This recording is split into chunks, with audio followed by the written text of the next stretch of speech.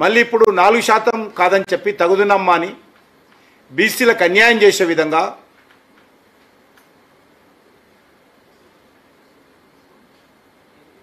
నాలుగు శాతాన్ని 10% పెంచి ఈరోజు 42% బీసీ రిజర్వేషన్ ఇస్తున్నామని చెప్పి బీసీలను మభ్యపెట్టే విధంగా ఈరోజు కాంగ్రెస్ పార్టీ వ్యవహారం చేస్తూ ఉంది.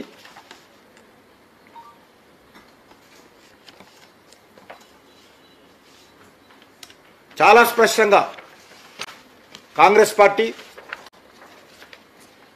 సర్వే పేరు మీద బీసీ జనాభాను తగ్గించేటువంటి ప్రయత్నం చేసింది. 56% అని ఒక దిక్కు చెప్తూ ఆ 56%లో 10% ముస్లింలను కలిపి మరి నిజమైనటువంటి బీసీలు 46% ఉన్నట్టుగా ప్రకటించి ఈ యొక్క రిజర్వేషన్ ప్రక్రియపై అనేక రకాల డొంక తిరుగుడు ప్రచారాలతో ప్రజలను మభ్యపెట్టే విధంగా ఈరోజు ప్రయత్నం చేస్తూ ఉంది. బీసీస్ 56% అని, అందులో బీసీ ముస్లిమ్స్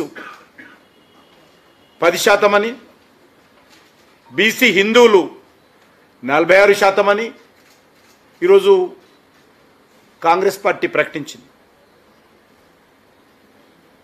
నేను ఈ సందర్భంగా మనవి చేస్తా ఉన్నాను, ఈరోజు రాజకీయపరమైనటువంటి స్థానిక సంస్థల రిజర్వేషన్స్ ఎవరికి లబ్ధి చేకూరే విధంగా కాంగ్రెస్ పార్టీ ప్రభుత్వం చేస్తుందో చెప్పాల్సినటువంటి అవసరం ఉంది. గతంలో కూడా కొంతమంది గ్రామీణ ప్రాంతాలలో పూర్తిగా చేతి వృత్తుల మీద ఆధారపడి జీవనం కొనసాగించేటువంటి కొన్ని సామాజిక వర్గాలకు దేశమంతా అనేక రాష్ట్రాల్లో రిజర్వేషన్ ఉంది. అంతేకాదు నరేంద్ర మోడీ గారు ప్రభుత్వం తీసుకొచ్చినటువంటి 10% ఈబీసీ రిజర్వేషన్లో కూడా ముస్లిం సామాజిక వర్గాలకు ఆ రిజర్వేషన్ పొందేటువంటి అధికారం ఉంది. మళ్ళీ ఈరోజు ఏమాత్రం చట్టబద్ధంగా న్యాయబద్ధంగా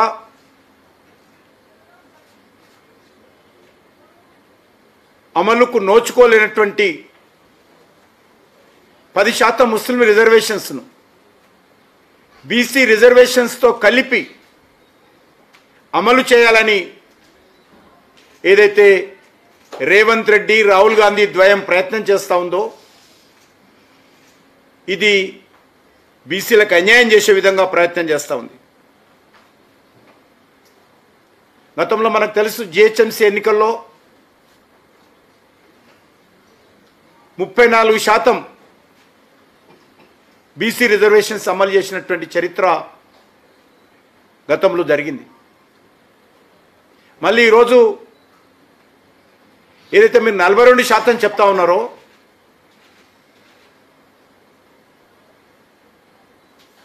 మరి ఈ యొక్క 42%